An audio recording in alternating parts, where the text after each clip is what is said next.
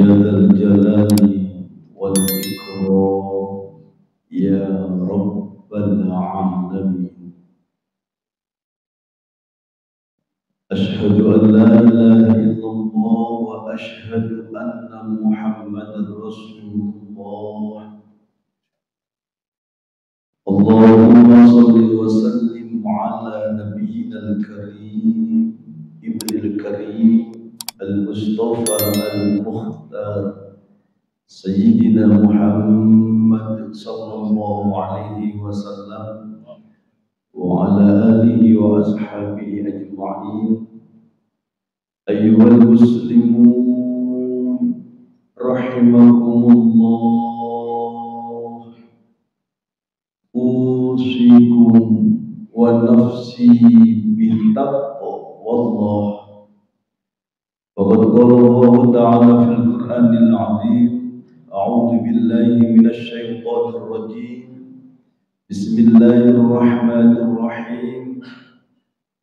وإذ ابتلى إبراهيم ربه بكلمات فأتمهن قال إني جاعلك للناس إماما قال ومن ذريتي قال لا ينال عهد الظالمين. Sadaqallahul azim. Kaum muslimin jamaah Jumat rahimakumullah, hari-hari ini kita semua berada di hari-harinya seorang Nabiullah yang luar biasa, yaitu Nabiullah Ibrahim alaihissalam. Nabi yang mendapatkan julukan Khalilullah, maknanya adalah kekasih Allah. Nabi yang syariatnya banyak diteruskan oleh baginda Rasulullah, sebagaimana kita haji termasuk ibadah kurban yang insya Allah beberapa hari lagi akan kita laksanakan bersama. Nabi yang namanya selalu disebut-sebut, dibarengkan dengan baginda Rasulullah Muhammad sallallahu alaihi wasallam. Sebagaimana di saat kita melaksanakan sholat, di saat kita melaksanakan tahiyat, tasyahud, kita selalu membaca Allahumma sholli ala sayyidina Muhammad wa ala ali sayyidina Muhammad kama shallaita ala Ibrahim wa ala ali Ibrahim. Al-Quran yang 30 juz. Kalau kita baca, ternyata hanya ada 2 nabi yang disebut oleh Allah dengan menggunakan kalimat uswatun hasanah.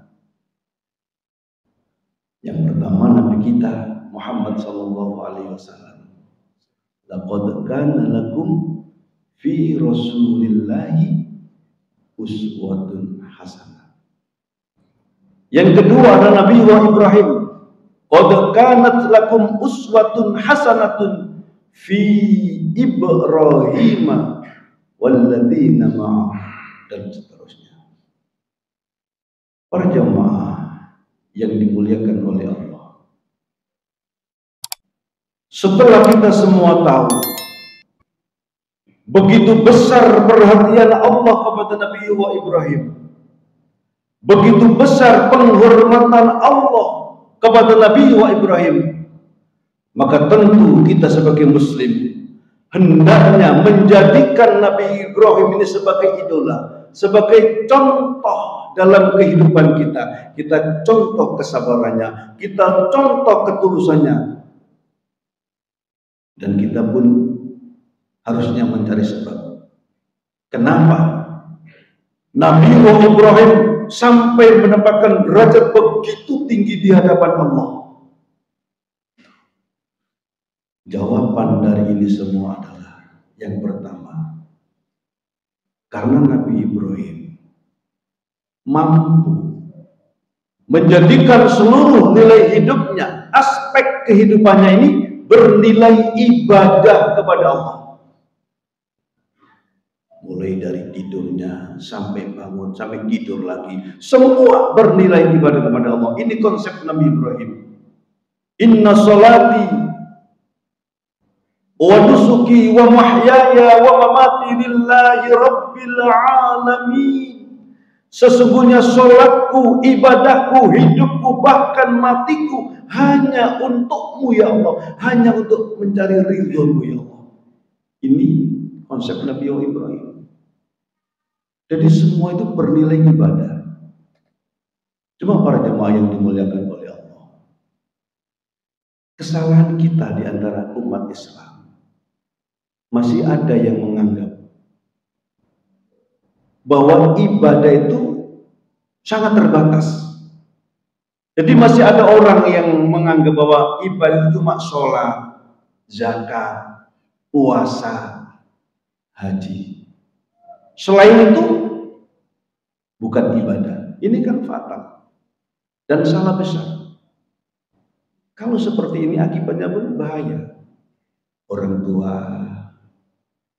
tidak mau mengontrol anaknya. Kenapa? Karena itu bukan ibadah. Ini kan bahaya. Pedagang berani menipu, berani mengurangi takaran, berani memalsukan dagangannya. Kenapa? Karena berdagang itu bukan ibadah, cuma cari uang. Ini kan bahaya. Bahaya. Padahal kalau kita baca, kita kaji di fikih, ilmu fikih, kita fikih, ibadah itu sangat luas. Sangat luas. Ma addaika ibtighaan liwajhillahi wa talaban lithawabi fil akhirah. Di antaranya pengertiannya, segala ketaatan yang kita kerjakan untuk mengharap ridha Allah dan mengharapkan pahala di alam akhirat, itu kategori ibadah. Panjenengan ketemu teman, kemudian menyapa, itu ibadah. Ketemu teman, senyum, itu ibadah. Ada orang yang tersesat, kemudian kita tunjukkan jalannya, itu juga ibadah. Jadi ibadah itu sangat luas para jamaah. Bukan hanya sholat, bukan hanya zakat, tapi sangat luas. Oleh karena itu para jamaah yang dimuliakan oleh Allah, agar hidup kita ini bernilai ibadah, yang pertama, mulailah segala sesuatu dengan membaca Bismillahirrahmanirrahim. Kata Rasulullah, kullu amrin dzibalillahi yubda'u bismillah fahuwa abtar. Segala sesuatu yang tidak diawali dengan membaca basmalah, fahuwa abtar, maka akan terputus. Dan yang kedua, niati. Di saat kita melaksanakan sesuatu, niati untuk melaksanakan perintah Allah. Di saat kita makan, ayo baca doa, baca bismillah.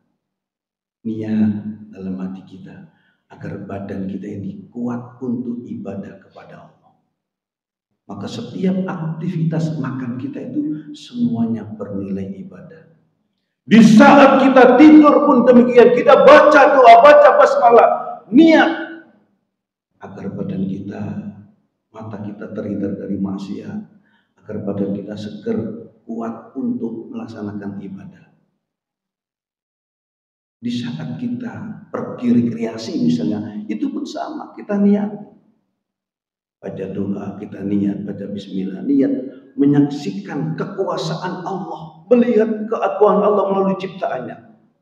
Maka setiap aktivitas kita itu semuanya bernilai ibadah. Kalau ini yang kita lakukan para jemaah, maka kita akan menjadi Ibrahim masa kini. Segalanya adalah karena Allah, menjadi manusia yang korban. Segalanya karena Allah. Tadi panjenengan dari rumah datang ke masjid, dari rumah baca doa, Bismillahirrahmanirrahim, niat datang ke masjid untuk melaksanakan perintah Allah. Masuk masjid, sholat tahiyatul masjid, duduk niat iktikaf, panjenengan dapat pahala itikaf. Maka tadi yang belum niat itikaf silahkan, sekarang tidak apa-apa, niat itikaf supaya kita dapat pahala dan seterusnya. Para jamaah yang dimuliakan oleh Allah. Yang kedua, kenapa Nabi Ibrahim mendapatkan derajat yang begitu tinggi di hadapan Allah? Karena ketulusan dan keikhlasan Nabi Ibrahim dalam menjalankan perintah-perintah Allah, dalam menerima ujian-ujian Allah yang diberikan kepadanya. Kalau kita baca di dalam sejarah, Nabi Ibrahim ini bertahun-tahun hidup berkeluarga, tidak dikaruniai seorang anak pun. Sampai-sampai Nabi Ibrahim disuruh menikah lagi oleh istrinya. Lalu di saat Nabi Ibrahim menikah lagi, kemudian Nabi Ibrahim dikaruniai seorang anak. Anak yang pertama seorang laki-laki yang kemudian diangkat oleh Allah menjadi nabi. Beliau adalah Nabi Ismail. Kita bisa bayangkan, bertahun-tahun gak punya anak, kemudian dikasih oleh Allah anak. Alangkah senang dan bahagia. Tapi di saat itu Allah pun menguji. Wahai Ibrahim, tinggalkan tanah kelahiranmu, bawa anak dan istrimu yang baru saja melahirkan, berjalanlah, jangan berhenti sebelum aku perintahkan untuk berhenti. Nabi Ibrahim diceritakan dalam Al-Quran diperintah oleh Allah untuk membawa anak dan istrinya yang baru saja melahirkan di sebuah tempat yang tandus, yang gersang, yang tidak ada seorang pun penghuninya. Rabbana inni askantu min dzurriyyati biwadin ghairi dzi zar'in 'inda baitikal muharram. Disuruh meletakkan di dekat Ka'bah. Kita bayangkan, hampir 10 tahun kemudian Nabi Ibrahim mencarinya dan ketemu. Kita bisa bayangkan pula begitu bahagianya. Bertahun-tahun tidak ketemu anak dan istri. Begitu temu, sungguh luar biasa kebahagiaannya. Dalam situasi seperti itu pun ujian datang juga. Nabi Ibrahim diperintah oleh Allah untuk membangun Ka'bah dan dibantu oleh Ismail. Setelah ini selesai, Nabi Ibrahim diuji oleh Allah, diperintah menyembelih putra kesayangannya, yaitu Nabi Ismail. Wa idibtala Ibrahim rabbuhu bikalimatin fa'atammahun. Semua perintah-perintah itu dilaksanakan dengan tulus dan ikhlas. Maka Allah pun, inni ja'iluka linnasi imamah, kata Allah. Nabi Ibrahim diangkat oleh Allah menjadi pemimpin untuk seluruh manusia. Para jemaah yang dimuliakan oleh Allah, kalau kita ini ingin diangkat derajat kita di hadapan Allah, ayo kita mencontoh perilaku Nabi Ibrahim, tulus dan ikhlas dalam menerima perintah-perintah Allah, dalam menerima ujian-ujian dari Allah. Nabi Ibrahim ini sebagai simbol lambang orang yang rela berkorban. Sementara Ismail adalah simbol sesuatu yang sangat kita cintai. Boleh jadi Ismail masa kini adalah kekayaan kita, jabatan kita. Disinilah kemudian kita diuji oleh Allah. Lebih cinta mana? Cinta kepada Allah atau sebaliknya lebih cinta harta kita? Di bulan ini kita diperintah oleh Rasulullah untuk mau berkorban. Ayo, yang punya kelebihan rezeki, ini cuma setahun sekali. Ayo kita manfaatkan. Sahabat Rasulullah ini selalu berkorban terus. Pernah suatu ketika sahabat Umar, sahabat Abu Bakar tidak berkorban sekali dalam hidupnya. Ini bertujuan untuk memberitahu bahwa korban itu memang hukumnya bukan wajib tapi sunnah. untuk memberikan pelajaran kepada kita umat Islam bahwa kurban itu memang hukumnya sunnah. Tapi ini sangat dianjurkan oleh Rasulullah, sangat dianjurkan. Untuk itu sekali lagi disinilah kita diuji oleh Allah. Lebih cinta mana? Allah atau harta kita? Ada orang yang mengatakan, saya sudah pernah berkorban. Korban itu bukannya sekali. Selagi kita mampu, kita diperintah. Kita diperintah untuk berkorban. Walladzina amanu asyaddu hubban lillah. Orang-orang yang beriman tentu cintanya kepada Allah lebih dari segala-galanya dibanding yang lain. Para jemaah yang dimuliakan oleh Allah, mudah-mudahan khutbah yang saya sampaikan ini senantiasa bertepatan dengan hidayah Allah Subhanahu wa taala. A'udzu billahi minasyaitonir rajim. Bismillahirrahmanirrahim. Wal 'asri innal insana lafi khusr illa alladziina aamanu wa 'amilus shaalihati wa tawaasaw bil haqqi wa tawaasaw bis sabr. Barakallahu bil Qur'anil 'azim wa nafa'ani wa iyyakum bi ayatihi wa dzikril hakim wa tilawatahu innahu huwal ghafurur rahim.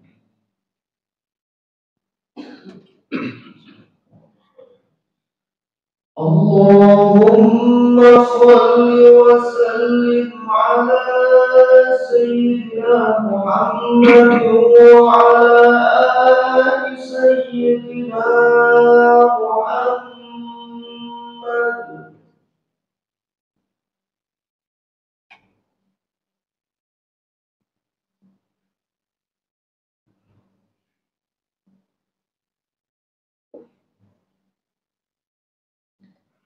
Alhamdulillah, alhamdulillah katsiran kama amar. Asyhadu an la ilaha illallah wa asyhadu anna Muhammadar Rasulullah. Allahumma shalli wa sallim ala sayyidina Muhammad wa ala alihi wa ashabihi ajma'in. Ayyuhal muslimun rahimakumullah, usikum wa nafsi bittaqwallah.